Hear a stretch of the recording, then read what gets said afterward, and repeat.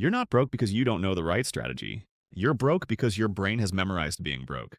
And every budget, every side hustle, every "this time will be different" moment is just another repetition of the same neural pattern. Here's what nobody tells you. You think you're trying to build wealth, but your brain is running a program that was compiled before you turned 12. The program is called Scarcity Identity, and it doesn't care how many finance books you read.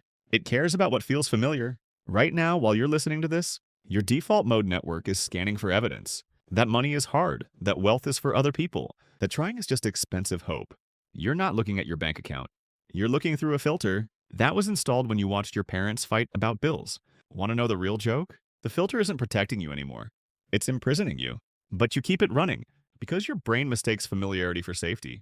You have a neurological condition that nobody named until now. It's called reflexive scarcity encoding. Here's how it works.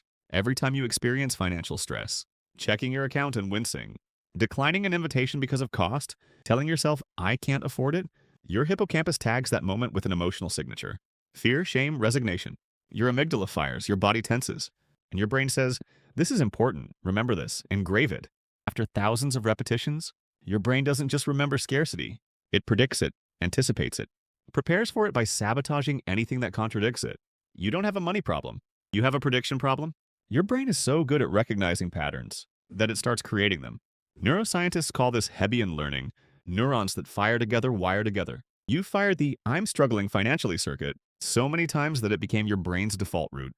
Not because it's true, because it's familiar. Now picture this. Your brain has approximately 86 billion neurons. Each one can connect to thousands of others. That's more possible connections than there are stars in the known universe. You have a biological supercomputer in your skull, and you're using it to run one program on repeat: scarcity. Here's the part that'll make you uncomfortable. Scarcity isn't something that happened to you. It's something you've practiced. Not intentionally, but neurologically. Every time you told yourself, "I'm just bad with money," you practiced. Every time you avoided looking at your account, you practiced. Every time you felt relief when a financial decision got delayed, you practiced.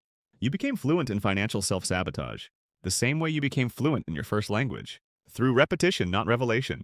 And just like language, this fluency is unconscious, automatic, default. Let me show you what this looks like in real time. You get a surprise 500? Could be a tax refund, a bonus, a gift. Doesn't matter. What happens next isn't about the money. It's about the prediction. Your conscious mind says, "Great, I'll save this." But your unconscious mind, the one running reflexive scarcity encoding, says, "This won't last. Something will take it. Something always does." So what do? You spend it preemptively, not on something you planned, on something that came up. Car repair, medical bill, that thing you've been needing. Or you just let it evaporate. Little purchases, helpful gestures, treating friends. And 2 weeks later, the $500 is gone, and you feel exactly like you felt before you got it. Broke behind hustling? Here's what actually happened, neurologically. The $500 created cognitive dissonance. It contradicted your brain's financial identity, your default mode network, the part that creates your sense of self. Detected a mismatch. I'm someone who struggles with money, but I currently have extra money. That mismatch feels like tension, like something's wrong. And your brain resolves tension by returning to baseline. You didn't consciously decide to stay broke. Your brain decided to restore equilibrium. Scarcity is your equilibrium. Let me give you another one. You're doing well. You landed a freelance gig. You got a small raise. You sold something. Money is coming in. For 2 weeks, you feel hope. Momentum. Maybe this time is different. Then you sabotage it. You stop following up with clients. You skip the second week of the side hustle. You get busy with distractions. And the income stops. Not because the opportunity dried up. Because you did. Why? Because success doesn't feel like you. It feels like borrowed clothes.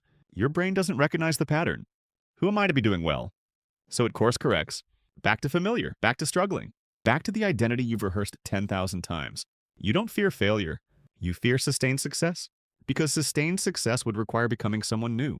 Let's get clinical. Your brain has a structure called the amygdala. It's about the size of an almond. And it's responsible for detecting threats. Not just physical threats, identity threats. Anything that contradicts your sense of self gets flagged as dangerous. When you were young and money was scarce, your amygdala learned financial instability is normal. This is what life looks like. That's not a belief, it's a calibration. Years later, when you try to save money, invest, build wealth, your amygdala detects deviation from normal. It doesn't say this is good. It says this is unfamiliar, therefore risky, and it triggers a stress response. Cortisol spikes, your heart rate increases slightly. You feel uneasy, and your brain interprets that unease as evidence. See, this isn't right for me, I should stop. Wait, let me show you. Dr. Carol Dweck's research on fixed versus growth mindsets maps directly onto this. A fixed mindset isn't just about believing you're bad at something. It's about your brain defending that belief as identity. If I'm bad with money is part of your self-concept, then doing well with money feels like self-betrayal. Your brain would rather be consistently you than inconsistently successful. Then there's loss aversion. Kahneman and Tversky proved that humans feel losses roughly twice as intensely as gains. Losing $100 hurts more than gaining $100 feels good. Now apply that to identity. If financially struggling is your identity, then gaining wealth feels like losing yourself. The pain of identity loss outweighs the pleasure of financial gain. So you protect your identity by sabotaging the gain. And here's the mechanism almost nobody talks about. Your brain's dopamine system rewards prediction accuracy, not positive outcomes. When your brain predicts, I'll be broke next month and you are, you get a dopamine hit. Not because being broke feels good, but because your brain was right.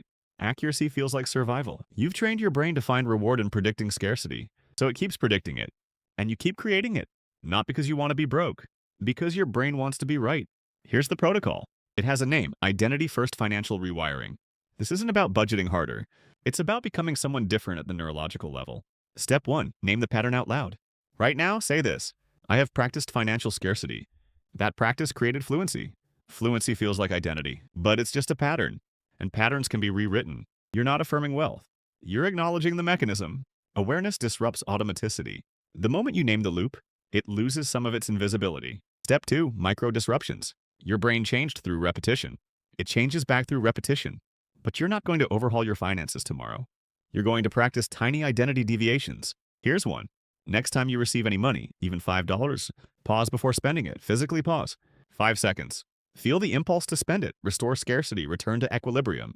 Don't judge it. Just notice it. That pause is neuroplasticity in action. You're creating a gap between stimulus and response. That gap is where change lives. Another micro disruption. Open your bank app daily for 7 days. Don't do anything. Don't transfer money. Don't fix anything. Just look. You're desensitizing your amygdala. Right now, your account balance is a threat signal. Looking at it triggers avoidance. By looking without acting, you're teaching your brain. This is information, not danger. After 7 days, the charge decreases. You've rewired the emotional tag. Step 3. Rehearse the new identity. Your brain doesn't know the difference between vividly imagined experience and real experience. Both create neural pathways, so spend 90 seconds a day visualizing this. You check your account. You see a balance that would normally stress you, but instead of wincing, you feel neutral, calm. You think this is solvable. You close the app, you go about your day. Don't visualize being rich. Visualize being unfazed. That's the identity shift. From money controls my emotional state to I am stable regardless of the number. Step 4. Reframe evidence. Your brain is scanning for proof that you're bad with money. It's confirmation bias running on autopilot. So manually feed it counter evidence. Every time you make any financial decision that isn't self-sabotage, paying a bill on time, saving $3, saying no to an impulse buy, say out loud, evidence that I'm changing, not I'm good with money now. That's too far from your current identity. Your brain will reject it. But evidence that I'm changing is undeniable. You're creating a new category, and your brain loves categories. Step 5. Normalize financial stability. This one's subtle but powerful. Expose yourself to people who treat money as boring, not people flaunting wealth, people who are calm about it.